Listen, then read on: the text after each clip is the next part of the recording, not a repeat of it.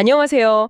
오늘 저희는 당신께서 보내주신 글 그리스도의 참된 의미에 대한 발췌본을 좀 깊이 들여다볼까 하는데요. 네, 안녕하세요. 보통 이제 그리스도 하면 그냥 예수님의 다른 이름 뭐 이 정도로 생각하기 쉬운데 이 글은 그게 아니라는 거죠. 훨씬 더 깊고 어쩌면 좀 놀라운 본래 의미가 있다. 뭐 이런 주장을 하더라고요. 맞아요. 상당히 흥미로운 접근이죠. 우리가 보통 쓰는 그리스도는 헬라어 크리스토스에서 왔고 이게 히브리어 마시아흐, 즉 메시아랑 같은 뜻이잖아요. 네, 메시아. 네. 근데 둘 다 문자적으로는 기름 부음 받은 자를 의미하거든요. 여기서부터 사실 이야기가 시작되는 거예요. 아, 기름 부음 받았다. 이게 핵심이군요. 이 글에서는 그 뿌리를 구약 출애굽기 30장에 나오는 그 거룩한 관유, 특별한 기름에서 찾고 있더라고요. 네, 맞습니다. 히브리어로 쉐멘 미슈아트 코데시라고 하던데 들어보니까 좀 어렵더라고요. 이 세 단어에 뭔가 비밀이 숨겨져 있다. 이런 건가요? 그렇죠. 이 글의 해석에 따르면 그 세 단어 하나하나가 아주 상징적인 의미를 담고 있다는 겁니다. 먼저 쉐멘은요, 이게 그냥 기름이란 뜻인데 특히 향기로운 기름을 말해요. 향기로운 기름? 네.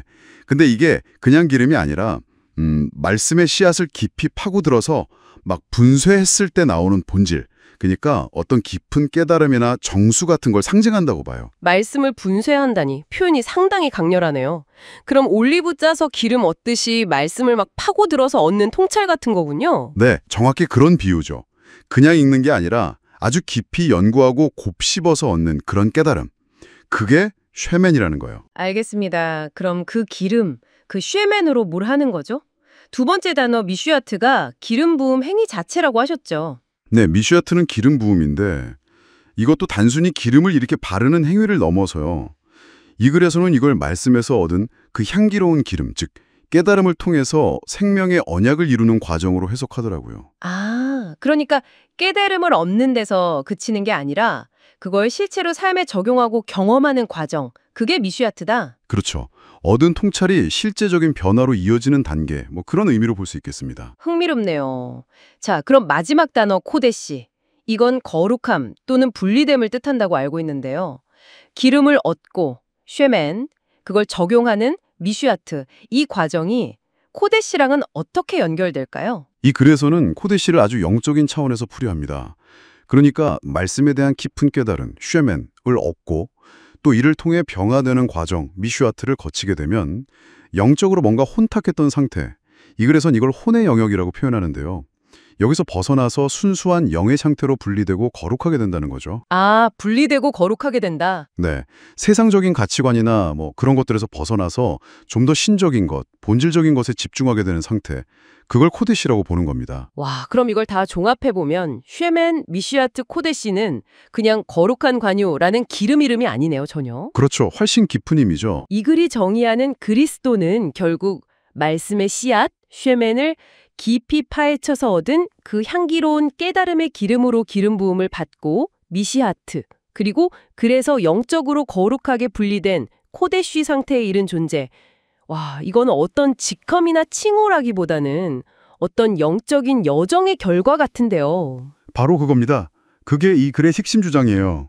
그리스도라는 게 특정 인물, 그러니까 예수님에게만 국한된 그런 칭호가 아니라 이런 내적인 변화와 깨달음의 과정을 실제로 경험한 그 상태 자체를 가리킬 수 있다는 거죠. 그래서 출애굽기에서도 이 기름을 아무에게나 쓰지 못하게 한 거군요. 네, 맞아요. 30장 32절, 33절 보면 말씀을 제대로 깨닫지 못하거나 뭐 진리에서 벗어난 이들에게는 이 관유를 사용하는 걸 아주 엄격하게 금지하거든요.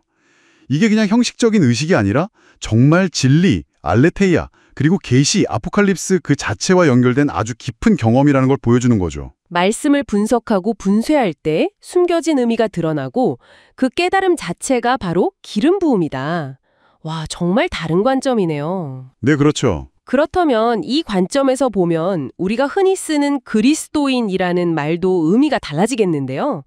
단순히 교회 다니는 사람, 뭐 이런 의미가 아닐 것 같아요. 이 글에 따르면 진정한 그리스도인은 어떤 사람일까요? 네, 맞습니다. 이 글의 논리를 쭉 따라가 보면 그리스도인 역시 단순한 종교적 소속을 나타내는 그런 라벨이 아니게 되죠. 네. 앞에서 말한 그 기름 부음, 그러니까 말씀에 대한 깊은 깨달음과 그로 인한 영적인 분리, 코데쉬를 실제로 경험하고 그 결과로 삶에서 말씀을 정말 최고의 가치로 여기는 사람. 그래서 요한복음 1장 14절에 나오는 말씀이 육신이 된 예수님처럼 그 말씀과 하나 되어서 살아가려고 애쓰는 사람. 그런 사람을 의미하게 되는 거죠. 아, 겉모습이나 뭐 소속된 집단 이런 것보다는 그 사람의 내면 상태, 그리고 삶의 지향점, 방향성, 이게 훨씬 중요하다는 이야기군요. 세상의 가치관과는 다른 말씀 중심의 삶을 실제로 살아내는 사람. 그게 바로 이 글이 말하는 그리스도인이군요. 정확합니다. 외적인 형태가 아니라 내적인 실체에 관한 이야기죠. 네. 그럼 이제 결론을 좀 내려봐야 할 텐데요.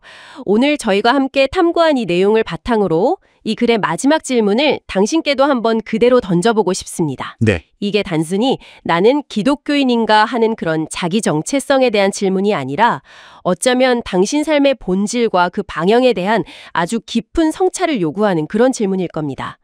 당신도 그리스도인이십니까? 네. 다시 말해서 당신은 이 글에서 설명한 것처럼 말씀을 깊이 깨달아서 영적으로 거룩하게 구별되는 그 기름 부음을 경험하셨습니까? 그리고 그 결과로 정말 그 말씀과 하나 되어 살아가고 있습니까? 한번 스스로에게 진지하게 물어볼 만한 어쩌면 좀 도전적인 질문인 것 같습니다.